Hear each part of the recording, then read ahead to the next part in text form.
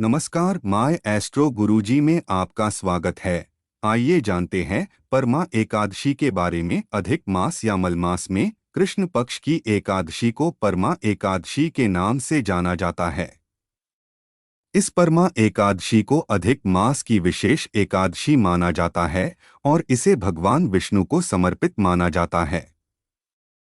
परमा एकादशी पर भगवान विष्णु की विधि विधान के अनुसार पूजा करने से भक्तों को विशेष लाभ प्राप्त होता है। इस व्रत का पालन करने से किसी विशेष इच्छा की पूर्ति भी हो सकती है और ज्योतिष शास्त्रों के अनुसार इसे करने से भक्तों को मनोवांछित फल की प्राप्ति होती है और मोक्ष की प्राप्ति के लिए भी यह व्रत किया जाता है। आइए जानते हैं अधिक मास में आने वाले इस परमा एकादशी का व्रत कब रखा जाएगा, इसका धार्मिक महत्व क्या है और इस दिन किसी कार्य को करने से फल प्राप्ति का मान्य विचार है। परमा एकादशी 2023 समय और तिथि। परमा एकादशी व्रत 12 अगस्त 2023 को शनिवार के दिन रखा जाएगा। परमा एकादशी व्रत की शुरुआत 11 अगस्त 2023 से सुबह 05:06 पर होगी। पारण समय शुभ मुहूर्त 13 अगस्त 2023 को सुबह 5:48 से शुरू होकर सुबह 8:27 पर समाप्त हो जाएगा।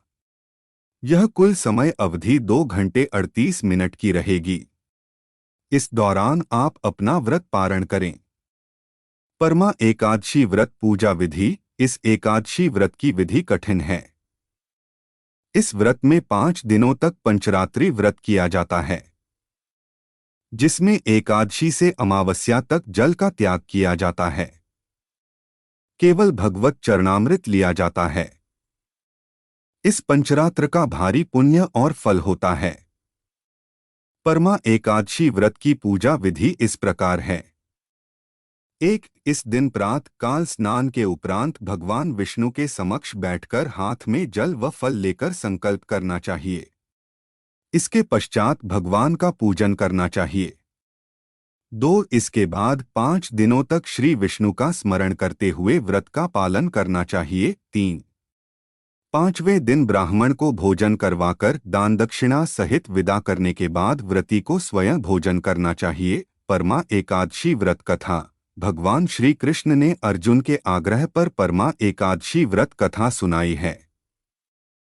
एक नगर में एक निर्धन ब्राह्मण सुमेधा अपनी पत्नी के साथ रहता था। दोनों पति पत्नी बहुत दयालु और अच्छे स्वभाव के थे। उनके पास कुछ नहीं था, लेकिन फिर भी वे किसी को अपने घर से खाली हाथ नहीं भेजते थे।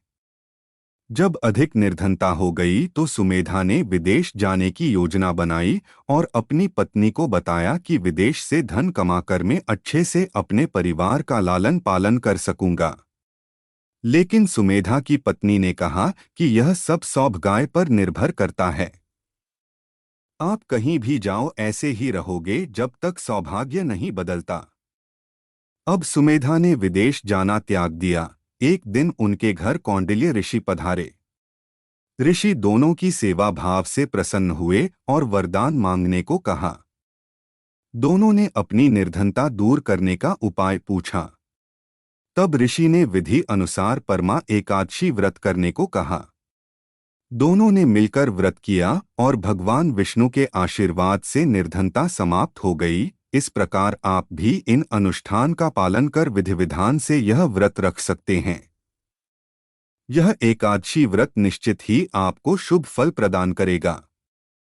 और भी ज्यादा जानकारी के लिए डाउनलोड कीजिए माय एस्ट्रो गुरुजी ऐप और बात करें हमारे एक्सपर्ट एस्ट्रोलॉजर से। लिंक नीचे दिया गया है।